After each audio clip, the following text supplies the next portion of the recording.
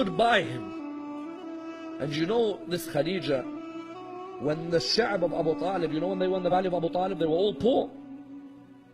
They were in the valley of Abu Talib, they were all poor. Khadija would eat grass so that Rasulullah would eat good food. And she wouldn't sleep so that Rasulullah was safe. Which wife sacrificed like Khadija? That if it wasn't for her wealth, these 3 years in Abu Talib's valley, there is no way the Muslims would have survived. No way. She gave all her wealth, and that's why Rasulullah said, this religion would not have survived were it not for the wealth of Khadija and the sword of Ali. These two saved the religion of Islam. And look at the way the Muslims treat their grave today.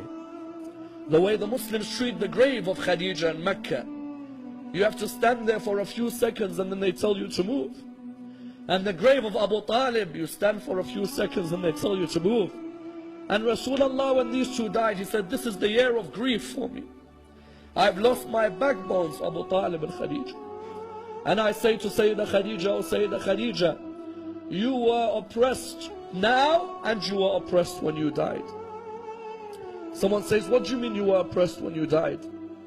You know Rasulullah, when he came to bury Bibi Khadija, he came, but because they were so poor, the kafan that he had was not long enough to cover her body.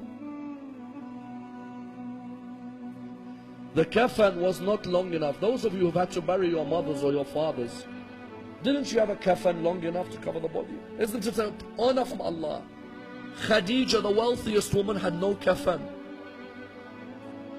He would try to cover the body, there's no kafan. It is sad to see a human die without a kafan, isn't it? No human deserves to die without a kafan on their body. Rasulullah looked up towards the heavens. He said, Ya Allah, I am your prophet. And this is Khadija. I have no kafan long enough. I beg you, Ya Allah, answer my dua. The narrations say at this moment, Jibreel came to Rasulullah with 5 kafans. All of you know where I am heading. All of you take your hearts to where I am heading. He came with 5 kafans. Rasulullah looked at him. He said to him, Jibreel, tell me who is the first kafan for? He said to him, Ya Rasulullah, the first kafan. Ya Rasulullah, the first kafan is for your wife Khadija. He said to him, Jibreel, tell me who the second kafan is for. He said to him, Ya Rasulullah, the second kafan is for you, so that when you die there is a kafan to cover your body. He said to him, Jibreel, tell me who is the third kafan for. He said to him, Ya Rasulullah, the third kafan is for Fatima al-Zahra. That when she dies there is a kafan to cover her body. He said to him, Jibreel, tell me who is the fourth kafan for. He said to him, Ya Rasulullah, the fourth kafan is for Ali ibn Abi Talib. That when he dies there is a kafan to cover his body. He said to him, Ya Rasulullah, he looked at him and said, Ya Jibreel, tell me who is the fifth kafan for.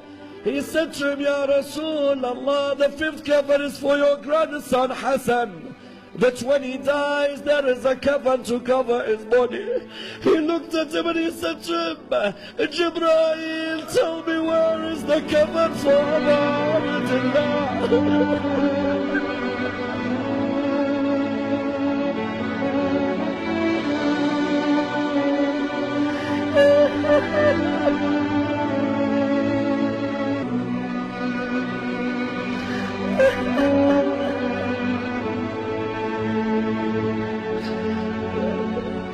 He said to him, Jibreel, tell me where is the kafan for Abdullah. He said to him, Ya Rasulullah, Abdullah will die without a kafan on his body. He said to him, Jibreel, why? He said to him, because the horses of Bani Umayyah will trample on the body of Abdullah.